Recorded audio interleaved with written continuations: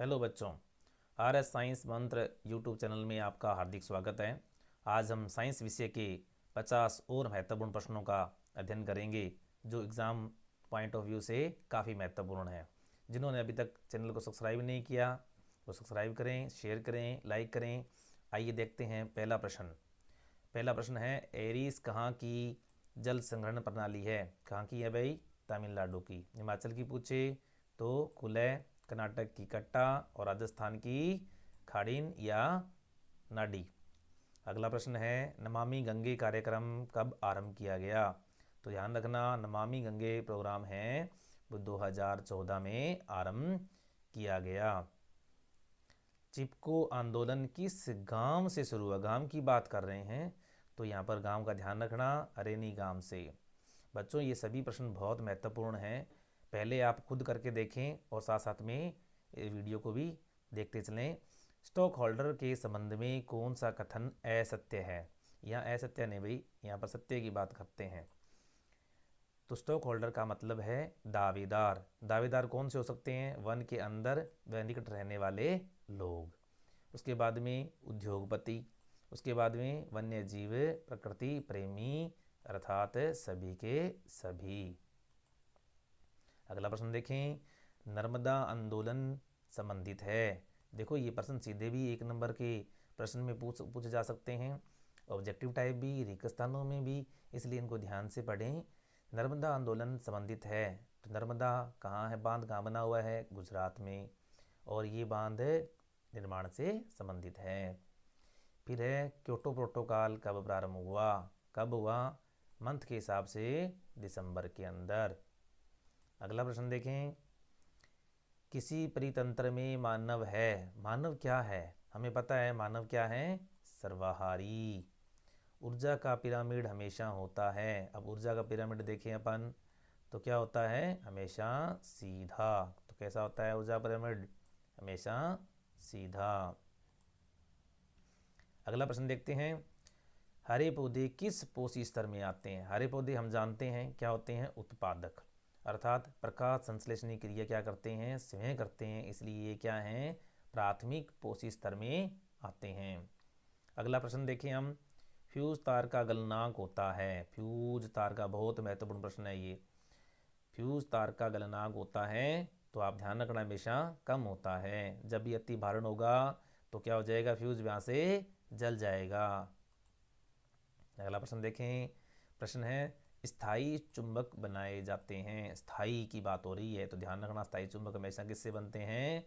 इस्पात से। अगला प्रश्न देखो, परनलिका द्वारा उत्पन्न चुंबकीय बल क्षेत्र निर्भर करता है। परिनलिका, परिनलिका का पता है ना, तांबे की बनी हुई क्या होती है? कुंडलियाँ होती हैं, जिससे क्या बनाई जाती है? चुंबक बनाई जाती है। तो इसका जो चुंबकीय बल क्षेत्र है वो किस पे निर्भर करता है? तो ध्यान रखना, प्रवाहित धारा पर बिल्कुल करता है। फेरों की संख्या पर? हाँ करता है। पदार्थ की प्रकृति पर, अर्थात इन सभी पर निर्भर करता है। बच्चों ये प्रश्न है 1 नंबर 2 नंबर कहीं भी पूछा जा सकता है और वहाँ पर ऐसे पूछा सकता है परिनलिका का चुंबकीय क्षेत्र निर्भर करता है। तो ये सभी कारक है, इनको भी क्या कर लेना? अच्छी तरह से देख लेना। अगला प्रश्न देखते हैं, निम्न में से कौन सी धातु विद्युत की सुचालक है? देखो इतना इजी प्रश्न, तो कौन सी धातु है सुचालक? ध्यान रखना, ग्रेफाइट। एक चालक में इतने एम्पियर 0.5 एम्पियर धारा प्रवाहित होती है और विभवांतर कितना है? यहाँ पर 2 वोल्ट है।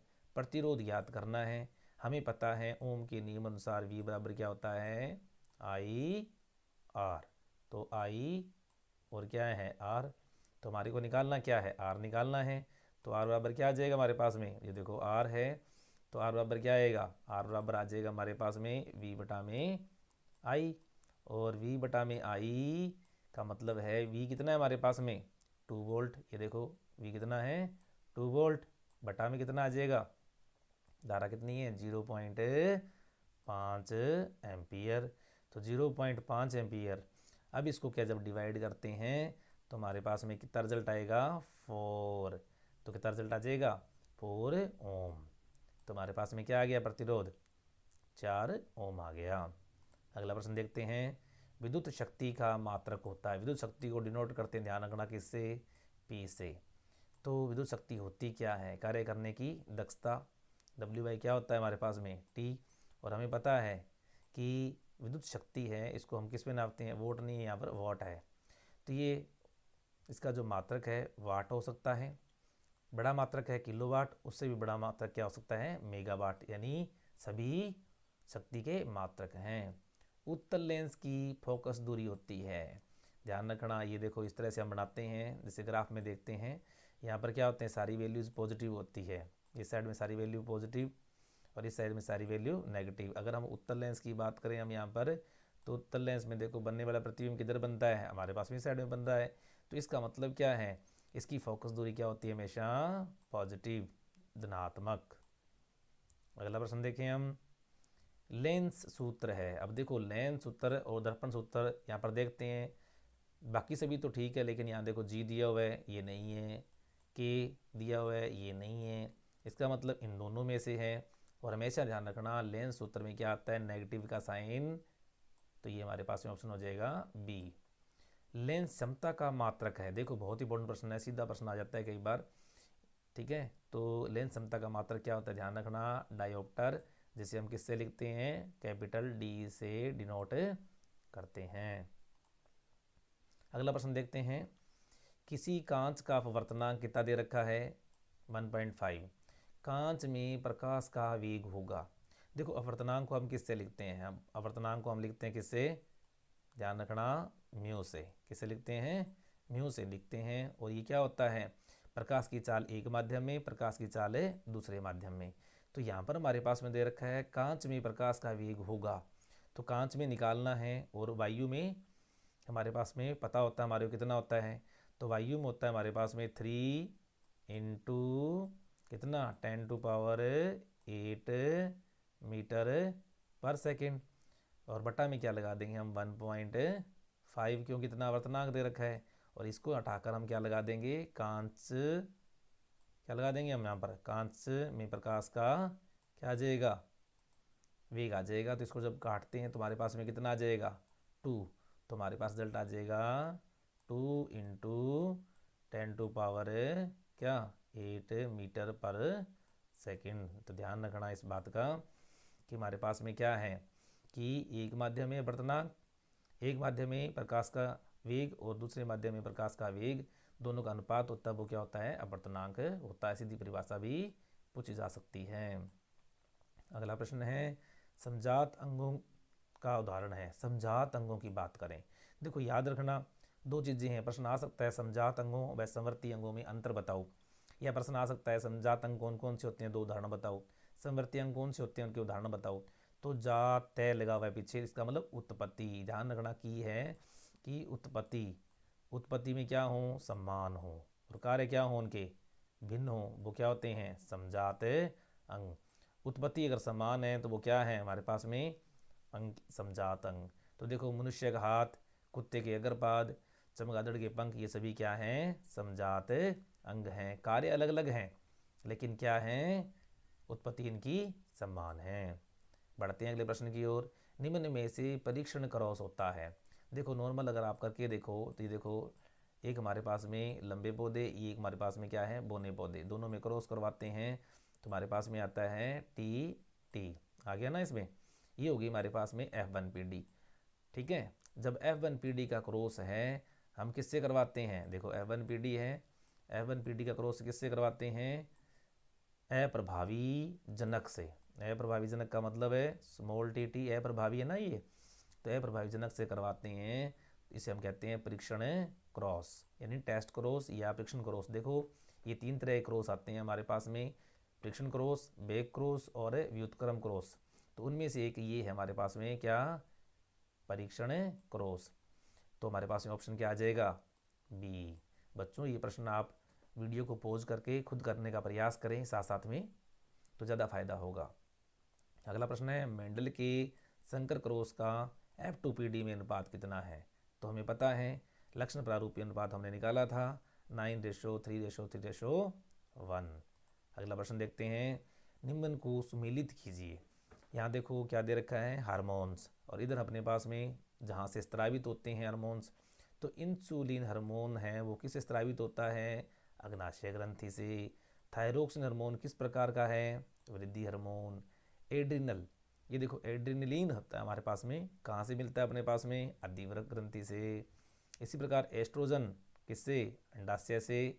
और टेस्टोस्टेरोन किससे? वृषण से स्रावित होते हैं। किन धातुओं के सिक्के बनाए जाते हैं? सिक्के का मतलब है कॉइन। क्या है? कॉइन किन धातुओं से बनाए जाते हैं? तो कॉइन जब देखते हैं अपने किससे? सोने से भी बनते हैं, चांदी से भी बनते हैं, तांबे से भी बनाए जाते हैं, उपरोक्त सभी। अगला प्रश्न देखते हैं। तंत्रिका तंत्र की क्रियात्मक एवं संरचनात्मक इकाई है। बहुत ही महत्वपूर्ण प्रश्न है, ध्यान रखना। तो क्या होती है? तंत्रिका कोशिका। निम्न में से कौन सी अनैच्छिक क्रिया है? देखो, एक होती है ऐच्छिक क्रियाएं जो हमारी इच्छा के अनुसार होती है, दूसरी होती है हमारे पास में अनैच्छिक क्रियाएं जो हमारी इच्छा के अनुसार नहीं होती हैं, वो कहलाती हैं अनैच्छिक क्रियाएं। जैसे हृदय धड़कता रहता है, पलक का झपकना, तो यहाँ पर क्या है? पलक का झपकना। अगला प्रश्न है, फलों को पकाने में कौन सा हार्मोन उत्तरदायी है? तो कौन सा हार्मोन उत्तरदायी तब है? ध्यान रखना हमेशा, इथाइलिन। बहुत इंपॉर्टेंट प्रश्न है, कई बार पूछा भी गया है पहले। बच्चों, वीडियो को लाइक करें, सब्सक्राइब करें, शेयर करें, ताकि आपके अधिक से अधिक साथियों को इसका फ़ायदा हो सके और आप लोग भी इसको ध्यान से देखें। अगला प्रश्न है, प्रतिवर्ती चाप कहाँ बनते हैं? प्रतिवर्ती चाप कहाँ बनते हैं भाई? ध्यान रखना हमेशा, मेरुरज्जु में। कहाँ बनते हैं? मेरुरज्जु में। अगला प्रश्न है, अमीबा में किस प्रकार का पाचन होता है? देखो, अमीबा में किस प्रकार का पाचन होता है? हमेशा ध्यान रखना, अमीबा में कौन सा होता है भाई? कोशिकीय पाचन होता है। लार में उपस्थित एंजाइम है। अब लार में कौन सा एंजाइम होता है हमेशा? टाइलिन। अगला प्रश्न देखते हैं, पादपों में जल का वहन नहीं है, ये वहन है। वहन कौन करता है? तो वहन कौन करता है? आपको पता है कि पादपों में जल क्या होता है? पादप है, इस पादप के अंदर क्या है? जड़ों से जल को कहाँ पहुँचाया जाता है? ऊपर पहुँचाया जाता है। तो ऊपर पहुँचाने के लिए दो तरह के विशेष उत्तक होते हैं जो जल को, भोजन को क्या करते हैं? पौधे के सभी भागों में भेजते हैं, जिन्हें हम कहते हैं जटिल उत्तक। जटिल उत्तक में दो तरह के हैं, एक होता है जाइलम और एक होता है फ्लोएम। एक जाइलम, एक फ्लोएम। तो जाइलम जय है, जय से मतलब होता है जल, और अगर पूछे वो आपसे कि भोजन, तो क्या होता है? फ्लोएम। फ्लोएम का मतलब फल भी होता है, तो इसे याद रख सकते हैं। तो भोजन का जब वहन पूछे आपसे तो फ्लोएम, और जल का वहन पूछे तो क्या होता है? जाइलम। ध्यान रखना हमेशा। फिर है ATP। ATP, अब ध्यान रखना, इसकी फुल फॉर्म पूछी जा सकती है। ATP का पूरा नाम बताओ, तो एडिनोसिन ट्राईफॉस्फेट। Adenosine triphosphate. और इससे कितनी ऊर्जा मुक्त होती है? ध्यान रखना हमेशा, ये होती है 30.5। यहाँ पर 30 ऑप्शन दिया गया है, तो 30 किलो जूल।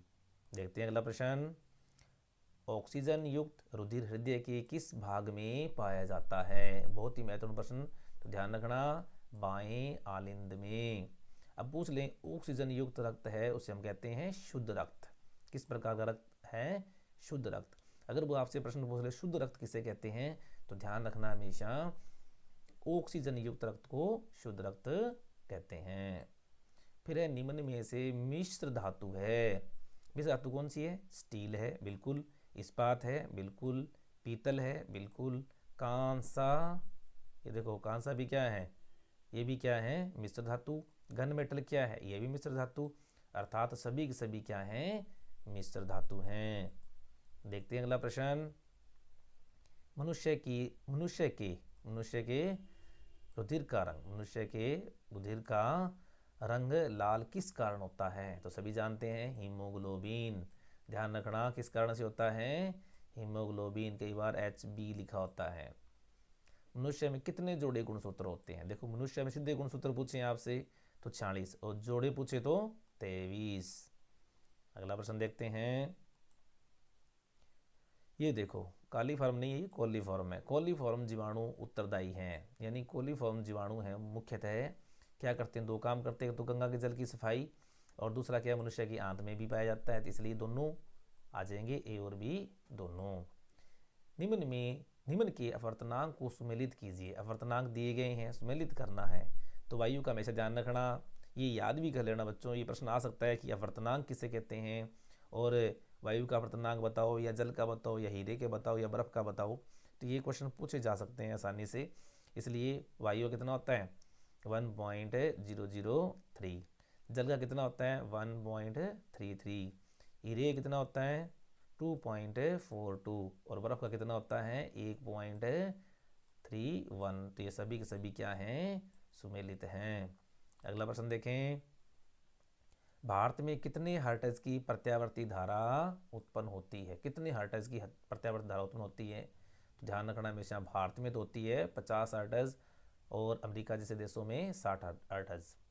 निम्न में से विद्युत का कुचालक है, कुचालक की बात करें जिसमें धारा प्रवाहित नहीं होती हो, करंट नहीं आता हो, तो वो कौन सी होती है? कागज़ में बिल्कुल नहीं आता, रबड़ बिल्कुल, लकड़ी नहीं, तो बिल्कुल सभी के सभी क्या हैं, कुचालक हैं।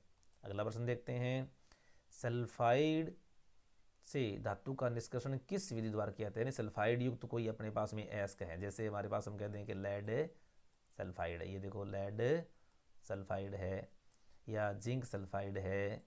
इनका अगर हमें करना है धातुकर्म करना है, शुद्धिकरण करना है, तो सबसे पहले किस विधि काम में लेते हैं अपने? भ्रजन। किस विधि काम में लेते हैं? भ्रजन। निम्न का मिलान कीजिए। ये देखो स्टेट्स के नाम दिए हुए हैं, इधर आपको देखना पड़ेगा क्या पूछा हुआ है। जल संग्रहण प्रणालियाँ हैं, तो देखो हिमाचल की पहले बता चुके हैं अपन, कुलय, राजस्थान की खादीन, तमिलनाडु की एरिस, और महाराष्ट्र की बंधारण। तो हमेशा ध्यान रखना इस तरह के प्रश्न हैं वो 1 नंबर 2 नंबर उसमें भी पूछे जा सकते हैं। परितंत्र की उपभोक्ता व उनके जीवों का मिलान कीजिए। बहुत इंपॉर्टेंट, देखो सिंपल से क्वेश्चन है, शाकाहारी, मांसाहारी, सर्वाहारी, परजीवी, मिलान करना है इनमें से। सबसे पहले देखते हैं शाकाहारी। तो शाकाहारी इनमें से देखें तो बकरी हमें पता है घास खाती है, हरे पौधे खाती है, इसलिए ये क्या है, शाकाहारी। शेर है, ये पता ही अपने को क्या है, मांसाहारी। परजीवी की बात करें तो जूं, और सर्वाहारी क्या है, कॉकरोच। खाद्य जाल में ऊर्जा का प्रवाह होता है, खाद्य जाल में ऊर्जा का प्रवाह क्या होता है भाई? तो कैसे होता है ऊर्जा प्रवाह? एक ही दिशा में होता है। अपघटकों का कार्य है, अपघटक, अपघटक का कार्य क्या है? तो अपघटक क्या करते हैं? हमेशा पदार्थों का चक्रीकरण करते हैं। क्या करते हैं? पदार्थों का चक्रीकरण। घरों के परिपथ में प्रयुक्त होने वाले तारों व उनके रंगों का मिलान के। देखो बहुत ही इंपॉर्टेंट प्रश्न है। हमें पता है घरों में जो लाइट लगाई जाती है, विद्युत लगाई जाती है, तो उसमें मुख्यतः हम क्या देखते हैं? इसके अंदर 2 तारें ही देखते हैं। वास्तव में होती कितनी है? 3। ठीक है, एक सॉकेट जो होता है उसमें कितने? 3 कॉलम बने होते हैं, कभी देखा हो। ज़्यादातर यूज़ जो करते हैं वो कितने करते हैं? 2 ही करते हैं। तो धनात्मक, धनात्मक तार यानी जिसे हम कहते हैं करंट वाला तार, वो कौन सा होता है? रेड कलर का। भू संपर्क, भू संपर्क को हमेशा ध्यान रखना कि धरती का रंग कौन सा होता है? हरा, फसलें यही होती है, इसलिए भू संपर्क तार का कलर कौन सा होता है? हरा। और उदासीन का मतलब है काला। बढ़ते हैं अगले प्रश्न की ओर। अगला प्रश्न है, कोई विद्युत बल्ब है, ठीक है, ये बल्ब है, विद्युत बल्ब है, 220 वोल्ट के जनित्र से जुड़ा हुआ है। यदि विद्युत इसमें कितनी धारा प्रवाहित हो रही है? इतनी धारा प्रवाहित हो रही है, तो बल्ब की शक्ति क्या होगी? ये बल्ब नहीं है, इतनी धारा क्या है प्रवाहित हो रही है, तो बल्ब की शक्ति क्या होगी? तो हमारे पास शक्ति का मतलब होता है P, और P बराबर होता है V इंटू आई। तो V का मान दिया हुआ है, I का दिया हुआ है। V कितना है हमारे पास में? 220, और I कितना है हमारे पास में? 0.5 एम्पियर। तो ध्यान रखना, इस पॉइंट को यहाँ से निकालते हैं तो कितना आ गया हमारे पास में? बटा में 10। अब 0 से 0 क्या हो गई? कैंसिल हो गई। 22 पाँचे 110, अर्थात हमारे पास में शक्ति कितनी आ गई? 110 वाट। अगला प्रश्न देखते हैं, किसी चालक का प्रतिरोध किन कारकों पर निर्भर करता है? देखो ये क्वेश्चन काफ़ी बार आया हुआ है, और प्रतिरोध के बारे में यानी आर के बारे में पता होना चाहिए। तो आर का जो मात्रक भी पता होना चाहिए, क्या होता है? ओम होता है। और किन कारकों पर निर्भर करता है? देखो प्रतिरोध है वो तार की लंबाई की क्या होता है, समानुपाती। ये तार की लंबाई है उसकी क्या होता है, समानुपाती। और अनुप्रस्थ काट के क्षेत्रफल की क्या होता है, ये व्युत्क्रमानुपाती। होता है कि नहीं होता। और ये प्रतिरोध किस पर, देखो तार की लंबाई की क्या होता है, समानुपाती, बिल्कुल निर्भर करता है। अनुप्रस्थ काट के क्षेत्रफल इस पर भी निर्भर करता है। पदार्थ की प्रकृति इस पर भी निर्भर करता है। तो उपरोक्त सभी, यानी किसी चालक का प्रतिरोध इन तीनों कारकों पर निर्भर करता है। अगला प्रश्न देखते हैं। बच्चों वीडियो को लाइक करें, शेयर करें, अपने दोस्तों को बताएं और सभी प्रश्नों को ध्यान से पढ़ें। वीडियो को आप भले से फास्ट करके देखें, लेकिन देखें ज़रूर, क्योंकि इससे बहुत फ़ायदा होने वाला है। अगला प्रश्न देखते हैं। परिपथ में वोल्ट मीटर को किस क्रम में जोड़ा जाता है। देखो दो चीज़ें होती है, एक तो होता है हमारे पास में वोल्ट मीटर, तो वोल्ट मीटर को तो हमेशा जोड़ते हैं किसमें, समानांतर क्रम में। और अगर आपसे पूछे एमीटर, अगर आपसे पूछे एमीटर है, इसको किस क्रम में जोड़ा जाता है, तो एमीटर को हमेशा ध्यान रखना किस क्रम में जोड़ते हैं, श्रेणी क्रम में। लेकिन वोल्ट मीटर को कब कहाँ जोड़ते हैं, समांतर क्रम में। आज का लास्ट प्रश्न है। पारे का अयस्क, पारे का क्या है, अयस्क पूछा हुआ है। तो पारे का अयस्क होता है, तो ध्यान रखना, पारे का अयस्क होता है सीने बार। क्या सूत्र होता है, HGS, HGS, ये होता है सीने बार का सूत्र, अर्थात पारे का अयस्क। तो वीडियो को लाइक करें, सब्सक्राइब करें, अपने दोस्तों को बताएं। Thank you.